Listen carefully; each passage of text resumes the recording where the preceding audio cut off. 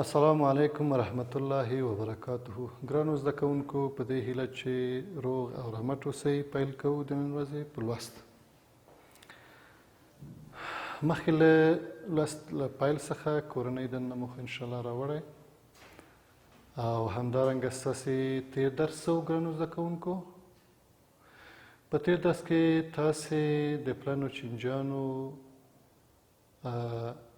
له جملې څخه چې څو مهم نوې چې مختلف مرضونه پیدا کوي تاسې ولوسته. کوم و هغه؟ د پسه د ځیګر چینجی، د کدودانې چینجی،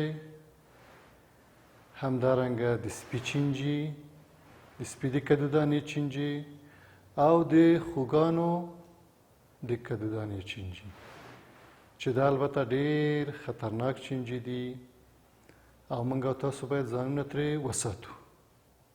څنګه ځان ترې وساتو؟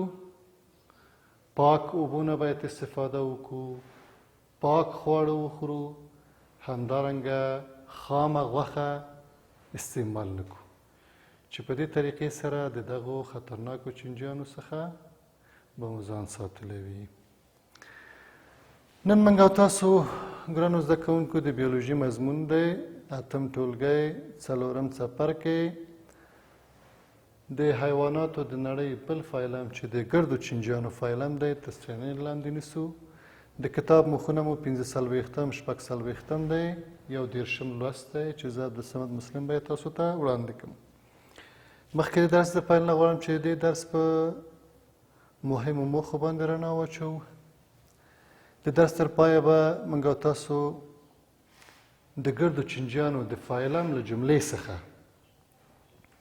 د سکاریز او کوخ چینجی وپېژنو، همدارنګه د سکاریز او کوخ چینجي څخه مخنیوی وکړو او همدارنګه د مضره چینجیانو څخه د ځان ساتنې ذهنیت باید په موږ کې پیدا شي. یعنې له هغو مضرو چینجیانو څخه چې زموږ بدن ته ضرر پېښوي ځان ترې وساتو. راځو خپل اصلي درس ته. بسم الله الرحمن الرحیم. د ګردو چینجیانو فایلم یا نیماتودا. ګرد چینجیان بدن نری، ستوانه‌ای، بې بنده او د یو ډول کلک پروتیني پوښ په وسیله سره د دوی بدن پوښل شوی. دا یې ځانګړنې دي. همدارنګه ګرد چینجیان د انسانانو او حیواناتو پرازیتونه دي. پرازیت یعنی د نورو حیواناتو په بدن کې ژوند کوي، د هغې د خوړو نه استفاده کوي، مفتخور دي او البته مضر هم دي، انسانانو ته هم ضرر پېښوي او کرنیزو محصولاتو ته هم ضرر پېښوي. نن موږ او تاسو د همدې ګردو چینجیانو له جملې څخه د ده دوه نوې مطالعه کوو، چې یو یې د سکاریز چینجی دی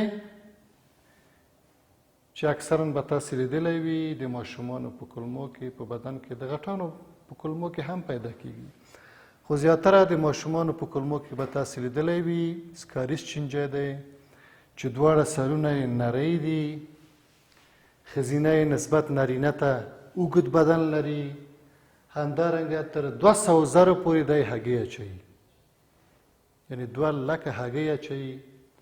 همدارنګه هګۍ په مدفوع کې که د لمر د مستقیم شعاع سره مخامخ شي له منځه ځي، که نه له منځه نه ځي تر ډېره مودو پورې پاتې کېږي او په ناپاکو اوبو کې له هګۍ نه راوځي، ناپرېمنځل شوي سبو کې یا سبزیجاتو کې د ده د هګیو احتمال ډېر زیات دی. یعنې د ناپاکو اوبو له طریقه او د ناپرېمنځ شوي سبو له طریقه زموږ او ستاسو کولمو ته داخلیږي، د وینې جریان ته، د وینې د جریان له طریقه ګورې چې اول په کولمو کې نه پاتې کېږي، غواړي چې ځان ورسوي د وینې جریان ته، زړه ته راځي، د زړه نه سږي ته ځي، ګورې تنفسي سیستم ته ځي، د سږي نه تنفسي نالو ته ځي، حنجرې ته ځي، حتی په خوله کې راځي، ممکن دی چې د ټوخي له لارې د هګۍ هم د خولې له لارې فضا ته خپره شي. بچیان یې د حنجرې څخه بیرته کولمو ته ځي، معدې او کولمو ته رسیږي. یعنی یو دوران لري زموږ او ستاسو په هضمي سیستم او په تنفسي سیستم کې دا دوران کوي. بیرته چې کله کولمو ته رسیږي نو دا د بلوغ دوره وي. نو دلته د کولمې داخلي محتوا یا څه چې خواړه دي هغه خوري چې موږ او تاسو ته هضمي ناراحتي د کولمو بند حتی د کولمو دیوال سوری کوي چې میکروبي ناروغي رامنځته کوي. همدارنګه د همدې ګردو چینجیانو د فایلم څخه یو بل مضر چینجی د کخ چینجی یا اکزاریس چینجی دی. دا چینجی به هم تاسې په ماشومانو کې لیدلی وي. دی معمولا په لویو کولمو کې ژوند کوي.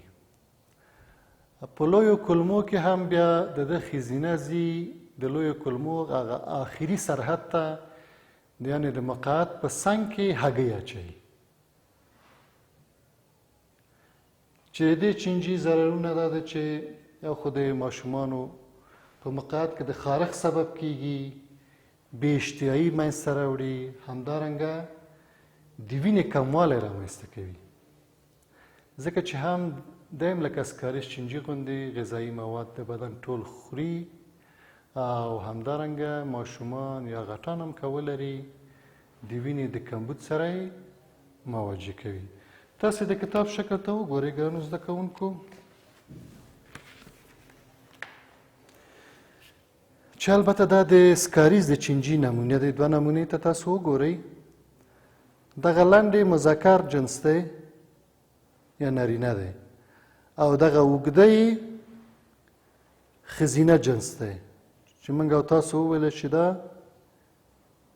ښځینه جنس یې تر 200 زرو پورې هګۍ اچوي.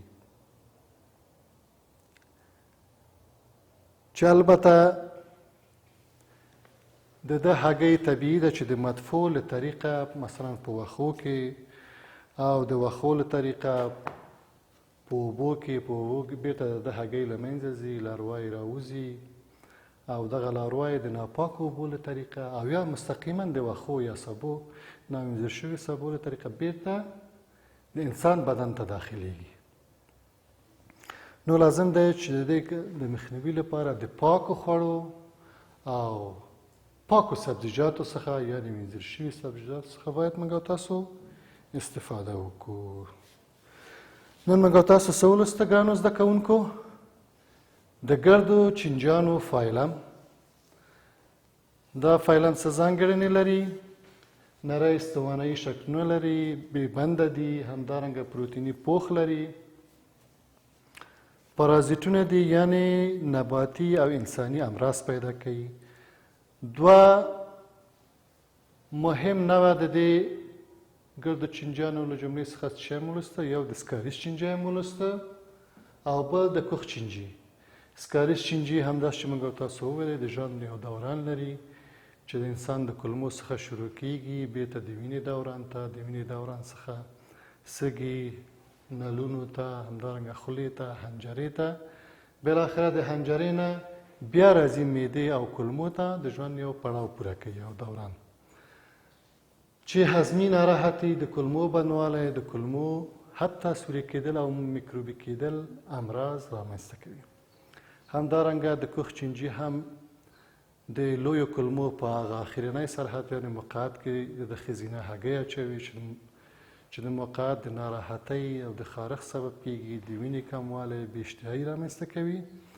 نو د دې د مخنیوي لپاره موږ او تاسو باید له پاکو اوبو، پاکو خوړو او پاکو سبزیجاتو څخه کار واخلو. دا اوس تاسې د نن ورځې لوست په راتلونکي کې به له خیره د بند لرونکو چینجیانو فایلم مطالعه کوو. اوس تاسو ته کورنۍ دنده در سپارم. خپلې کتابچې وباسئ او کورنۍ دنده یادداشت کړئ.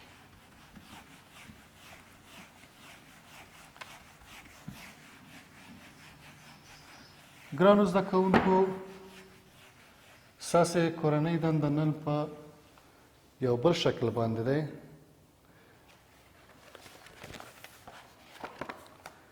تاسې به په خپلو کتابچو کې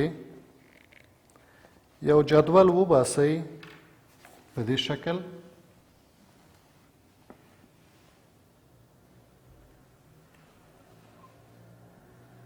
چې په دې جدول کې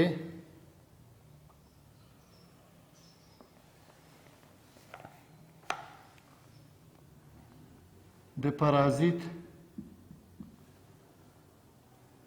د چینجی نوع، دلته به نوع یې ولیکئ، دلته فایلم یې ولیکئ، کوم فایلم پورې مربوط دی، د انسان د بدن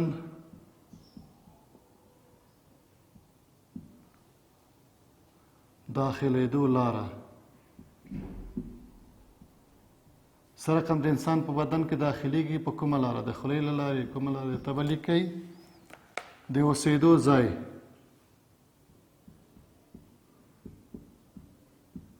چېرته اوسېږي، مثلا تاسې ولوسئ چې په حلزون کې یو دوره لري، په واښو کې دي، په انسان کې د اوسېدو ځای به یې لیکئ. د غوا په غړو کې چې هر چېرته وي. د اخته کېدو نښې،